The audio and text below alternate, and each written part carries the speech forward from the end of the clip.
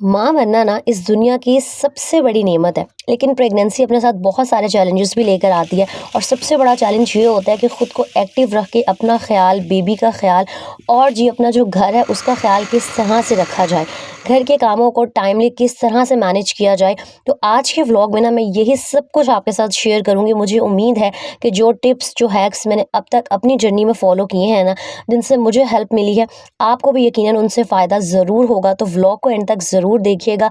अस्सलामुअलैकुम my YouTube family. उम्मीद है जी आप सब ठीक-ठाक होंगे। अल्हम्दुलिल्लाह मैं भी बिल्कुल ठीक हूँ।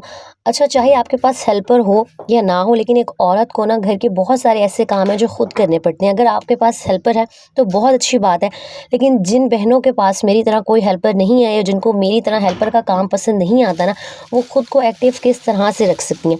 सबसे पहली चीज़ जो मैं करती हूँ अब तक की अपनी जर्नी में ना, वो ये कि स्टार्ट में नो डाउट मुझे भी बहुत बहुत ज़्यादा थकावट होती थी। मेरा बीपी अभी तक बहुत लो रहता है। तो ये सब कुछ ना नेचुरल सी बात है। आप इसके लिए अपने डॉक्टर से बात कर सकती हैं, वो आपको मल्टीविटामिन्स लिख के देंगे। तो सबसे पहले आपने अपनी डाइट का ख्याल रखना है। डॉक्टर ने जो भी आपको मेडिसिन दी हैं वो आपने टाइमली खानी है। लेकिन भाई, हम चाहे जितना मर्ज़ी रेस्ट कर लें, जितनी मर्ज़ी मेडिसिन्स खा लें, अगर आपके 1 से 2 बच्चे हैं, आप जॉइंट फैमिली में रहती हैं या अलग रहती हैं, बहुत सारे ऐसे काम हैं जो एक औरत को ना खुद ही करने पड़ते हैं, जिनमें से एक काम है किचन का। तो मैं अब क्या करती हूँ कि मैं किचन में नाश्ता बना रही हूँ या दोपहर का खाना बना रही हूँ, तो मैं साथ ना जो छोटे-छोटे काम होते हैं, जो मैं साथ के साथ कर सकती हूँ, वो कर लेती हूँ। जैसे यहाँ सुबह का टाइम था, मैं नाश्ता बना रही थी। और हाँ, नाश्ता आपने बिल्कुल स्किप नहीं करना। भूख लगती है, नहीं लगती, अगर नहीं लगती तो कुछ ऐसा खा लें जिससे आपकी जो तबीयत है और वो हेवी ना हो। एग्स ज़रूर शामिल करें, इनमें बहुत सारे विटामिन्स, मिनरल्स और प्रोटीन होते हैं, तो ये आपकी हेल्थ के लिए भी बहुत अच्छे हैं। अच्छा खैर, यहाँ चेक करें, मैंने नाश्ता बनाते-बनाते ना सारे जो एग्स थे उनको जो एग ट्रे थी उसमें ऑर्गेनाइज करके फ्रिज में रख दिया था। तो इस तरह ना आप एक ही टाइम में खड़ी तो हुई हैं। सबसे ज़्यादा जो चैलेंजिंग बात होती है ना प्रेगनेंसी में, वो यही कि ज़्यादा देर खड़ा नहीं हुआ जाता। तो जितनी देर आप किचन में खड़ी हुई हैं नाश्ता बनाने के लिए, रोटियां बनाने के लिए, पराठे बनाने के लिए या सालन बनाने के लिए, साथ के साथ आप उस टाइम को जो है सही तरीके से यूटिलाइज करें और जितने काम आप उस टाइम पीरियड में कर सकती हैं ना, कर लें, ताकि आपको बार बार उठना बैठना ना पड़े। दूसरी चीज़ ना, हम सबके घरों में जो सबसे ज़्यादा मेस होता है, सबसे ज़्यादा जो खिलारा पड़ रहा होता है, वो कपड़ों का होता है। गर्मी के कपड़े, सर्दी के कपड़े। तो इस दफ़ा अभी तक मौसम की ना समझ नहीं आ रही, तो मैंने कल परसों ही जो आमना के विंटर सारे क्लोथ्स थे ना, उनको समेटे। अब जिनके घर में पेटियाँ नहीं हैं, ज़्यादा जो है अलमारियाँ वगैरह नहीं बनी हुई, वो कपड़े किस तरीके से समेट सकती हैं मेरी बहनें। और स्पेशली मेरी वो बहनें जो जॉइंट फैमिली के एक ही कमरे में रहती हैं, उनके लिए सबसे ज़्यादा मुश्किल हो जाता है। तो आजकल जब आप ग्रोसरी करती हैं ना, इस तरह के बैग्स आते हैं किसी भी अच्छे डिपार्टमेंटल स्टोर से, तो आपको ग्रोसरी के साथ ये मिल जाती हैं 40 या 50 रुपए का एक बैग। ये इतने स्पेशियस हैं ना, इनमें आपके बहुत सारे कपड़े आ जाते हैं। तो मैंने आमना की और जो हस्बैंड के कपड़े थे ना, इन बैग्स में डाल के ऊपर ना मैंने नाम भी लिख दिया था, ताकि मेरा जो टाइम है ना वो वेस्ट ना हो। अगर मैं पेटी खोलूँ ना तो मुझे सामने सामने नज़र आ जाए। और अगर आपके पास पेटी नहीं है, कोई अलमारी वगैरह नहीं है, तो इन बैग्स को ना आप ऊपर से अच्छी तरीके से शॉपर में कवर करके बेड के नीचे और इस तरीके से भी अरेंज कर सकती हैं। आपकी स्पेस भी सेफ होगी और जो आपका घर है ना, वो भी सिमटा हुआ लगेगा। और जब भी आपको किसी चीज़ की ज़रूरत होगी ना, आपको ज़्यादा देर झुक के, जो सबसे मुश्किल काम हो जाता है एक प्रेग्नेंट औरत के लिए, झुकना नहीं पड़ेगा और फ़ौरन के फ़ौरन ना सामने आपको चीज़ मिल जाएगी। तीसरी चीज़ जो मैं पहले भी फ़ॉलो करती थी और अब बहुत ही ज़्यादा करती हूँ, कि मैं जितनी भी अब बेडशीट्स खरीदती हूँ ना, वो मैं डबल साइडेड खरीदती हूँ। अगर 4 से 5 दिन बाद या 3-4 दिन बाद एक साइड गंदी हो जाती है ना, तो मैं जो है इसकी साइड चेंज कर देती हूँ, क्योंकि बेडशीट्स को धोना बहुत मुश्किल हो जाता है। उनको जब आपने रिंस करना होता है ना, तो हाथ आपके जो है, कंधे स्पेशली बहुत थक रहे होते हैं। तो इस तरह ना मेरी एक बेडशीट 10 दिन चल जाती है। और जब मैं कपड़े वॉश करती हूँ ना, तो बार-बार मुझे हर दफ़ा बेडशीट्स को वॉश नहीं करना पड़ता, टाइम भी सेव होता है और सबसे ज़्यादा जो अहम काम हो जाता है वो कि मेरी एनर्जी सेव हो जाती है। तो इस तरीके से ना स्मार्टली हर चीज़ को आप मैनेज करके बड़ी आसानी से, चाहे आप प्रेग्नेंट हैं या नहीं, घर के कामों को मैनेज कर सकती हैं।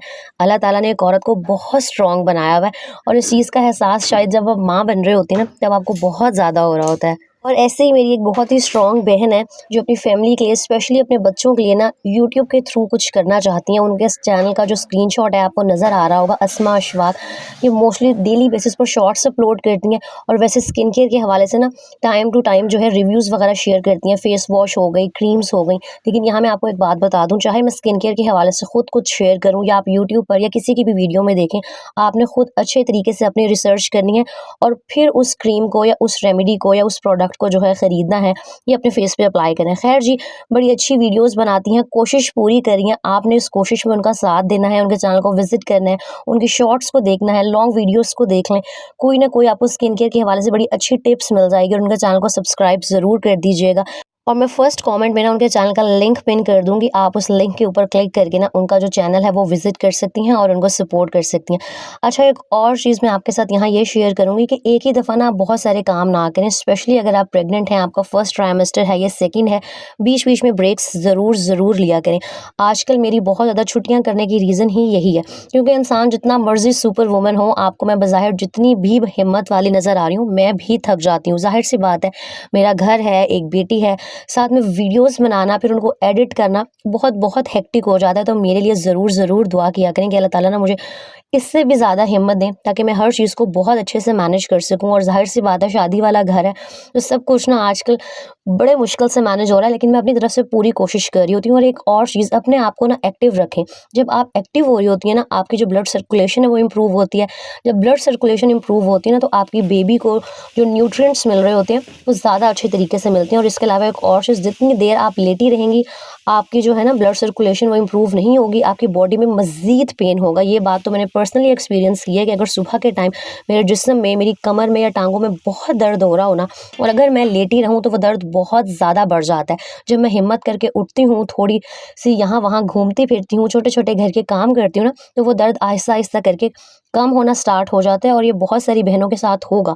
तो कोशिश करें अपने आप को एक्टिव रखें, लेकिन हाँ, उतना ही काम करें जितना आप बर्दाश्त कर सकती हैं। अच्छा, यहाँ मैं आपके साथ एक और किचन के हवाले से टिप शेयर करती हूँ कि आगे बकरा ईद आने वाली है ना, तो ज़ाहिर-सी बात है, सब्जियाँ महँगी हो जाएँगी, तो आप टमाटर को ना बड़े आसान तरीके से घर में फ्रीज़ कर सकती हैं। 1 से 2 महीने ये बिल्कुल ठीक रहते हैं। मैंने बहुत टाइम से ये करना छोड़ दिया था, लेकिन अब मैंने सोचा कि आगे ईद आ रही है, मेरे घर में फंक्शंस आने वाले हैं, तो ज़ाहिर-सी बात है, इंसान जितनी जल्दी कुकिंग करेगा, उतनी जल्दी फ्री हो जाएगा। और अगर आपने अदरक लहसुन की क्यूब्स बना के रखी हों, इस तरह से टमाटरों को फ्रीज़ करके क्यूब्स की फॉर्म में रखा हो ना, तो आपका जो कुकिंग टाइम है अच्छा खासा कम हो जाता है। आपको पीलिंग, चॉपिंग, ये सब कुछ जो है नहीं करनी पड़ती। बस आप फटाफट से फ्रीज़र से क्यूब्स निकालें, हांडी में डालें और झटपट तरीके से आपकी जो हांडी है ना वो बन जाएगी।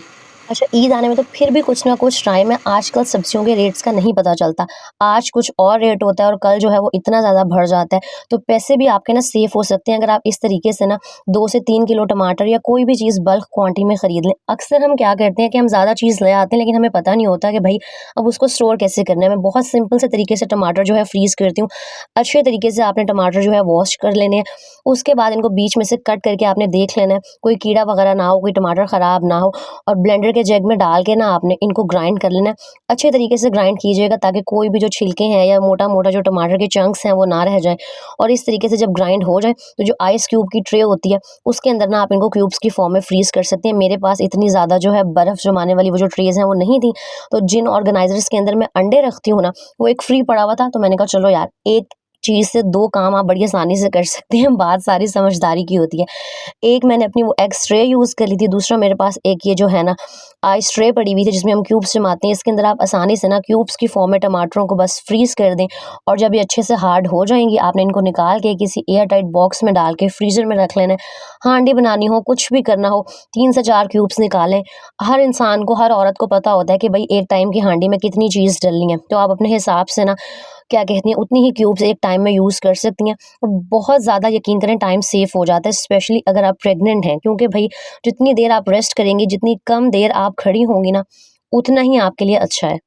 अच्छा, यहाँ पर ना मेरे पास आइस ट्रेज़ जो थी वो मज़ीद नहीं थी, लेकिन ये जो टमाटर की प्योरी थी ये बच गई थी, तो इस तरीके से ना मैंने बॉक्स में डाल के इसको रख लिया था। अब मैं क्या करूँगी, जब ये सेमी सॉलिड हो जाएगी, मतलब जब 3 से 4 घंटे ये फ्रीज़ हो जाएगी ना, तो नाइफ़ की हेल्प से मैं बीच में कट्स लगा के इसकी क्यूब्स बना लूँगी, और फिर मैं इनको पूरा जो है ना अच्छे से फ्रीज़ कर लूँगी।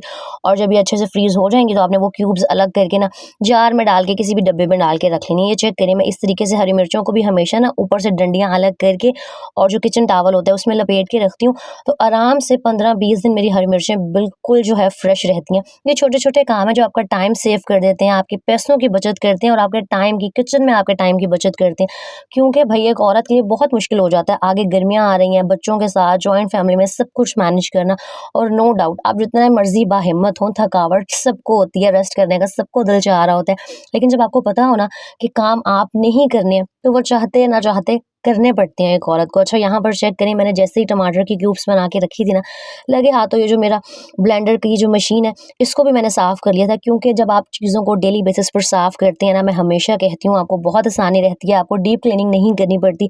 दूसरा जो आपका किचन है ना, वो हमेशा नीट क्लीन और ऑर्गेनाइज लगता है। यहाँ पर जी कल मैंने भिंडी की भुजिया बनाई थी। अच्छा, एक लास्ट सबसे इम्पोर्टेंट बात जो मैं आप सबसे कहना चाहूँगी कि हमेशा ना आप प्रेग्नेंट हैं अगर, तो नाश्ते में, दोपहर के खाने में, रात के खाने में इस तरह की चीज़ बनाएं जो बहुत जल्दी जल्दी से रेडी हो जाए। अक्सर हम डिफरेंट रेसिपीज़ देख लेते हैं और बड़ी मुश्किल मुश्किल से खाने बनाने बैठ जाते हैं। वो क्या होता है कि हम 1 से 2 घंटे फिर लगातार खड़े रहते हैं। एक दिन तो हम अपने घर वालों को बड़ा खुश कर देते हैं अच्छे अच्छे खाने खिला के, लेकिन अगले 2 दिन ना फिर हमसे हिला नहीं जा रहा होता। तो बेहतर है ना कि इंसान अपने ऊपर उतना ही दबाव डाले जितना बॉडी बर्दाश्त कर सके। ये ना हो कि आप एक दिन काम करें और फिर 4 दिन आप बिस्तर पे पड़ी रहें। मुझे उम्मीद है आज के व्लॉग से आप लोगों को कुछ ना कुछ सीखने को ज़रूर मिलेगा। अपना बहुत सारा ख्याल रखिएगा, मुझे दुआओं में याद रखिएगा। नेक्स्ट व्लॉग में मिलेंगे। टिल देन अल्लाह हाफिज़।